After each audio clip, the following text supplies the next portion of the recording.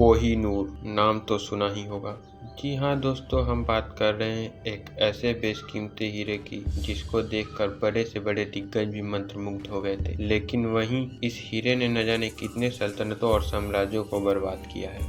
माना जाता है कि कोहिनूर की खोज वर्तमान भारत के आंध्र प्रदेश राज्य के कुंडूर में स्थित गोलकोंडा के खदान में हुई थी, जहां से और भी कई विश्व प्रसिद्ध बेशकीमती हीरे निकाले जा चुके हैं। हालांकि कोहिनूर एग्जैक्टली कब बाहर आया, इसकी इतिहास में कोई पुख्ता जानकारी नहीं। कोहिनूर को लेकर यह मान्यता है कि जो इस हीरे का मालिक होगा वह पूरी दुनिया पर राज करेगा, लेकिन सारी दुनिया का दुर्भाग्य भी उसी को लगेगा, सिवाय भगवान और किसी औरत को। माना जाता है कि पहली बार कोहिनूर का जिक्र एक हिंदू टेक्स्ट में सन 1306 में किया गया, बट प्रॉब्लम यह थी कि उस टेक्स्ट और उसके राइटर का नाम किसी को नहीं पता। इसका पहला लिखित वर्णन बाबरनामा में मिलता है, जिसमें यह लिखा था कि एक ऐसा हीरा है जिसकी कीमत आधे दुनिया के डेली एक्सपेंस है। इसके बाद कोहिनूर का जिक्र मिलता है शाहजहां के द्वारा 1628 में उनके पीकॉक थ्रोन के बनने पर, जिसको बनाने में 7 साल लगे थे और यह ताजमहल से भी कई गुना महंगा था, क्योंकि बनने में कई बेशकीमती पत्थरों का यूज हुआ था,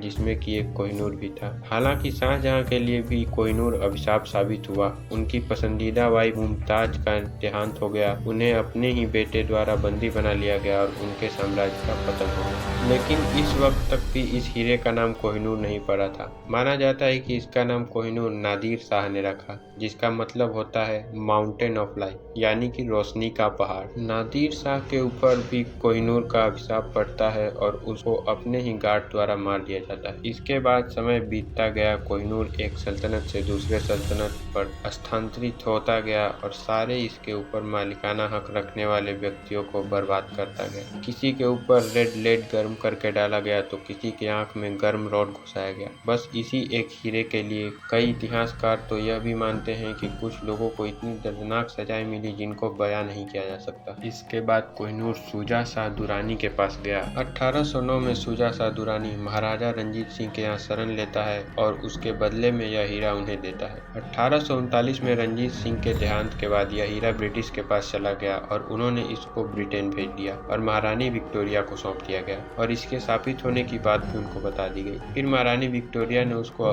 ताज में जड़वा दिया। इसके बाद यह घोषित किया गया कि इस हीरे को ताज के रूप में केवल वहाँ की महारानी पहन सकती हैं और अगर कोई पुरुष ब्रिटेन का राजा बनता है तो उसकी वाइफ उस ताज को पहनेगी। जैसा कि मैंने बताया था कि उस हिंदू टेक्स्ट जिसमें कि पहली बार कोहिनूर के लिखित वर्णन का दावा किया जाता है, उसमें यह लिखा था कि कोहिनूर का मालिक पूरी दुनिया पर राज करेगा, लेकिन पूरी दुनिया की परेशानी भी उसी के हाथों आएगी, सिवाय भगवान या औरत के। माना जाता है कि इसके बावजूद भी इस हीरे के चलते ही ब्रिटेन का साम्राज्य खत्म हो गया, क्योंकि 1850 तक ब्रिटेन आधी दुनिया पर राज कर रहा था। हालांकि अभी भी यह हीरा उस ताज के साथ टावर ऑफ लंदन में है। तो बस आज की कहानी में इतना ही, मिलेंगे अगले वीडियो में। धन्यवाद।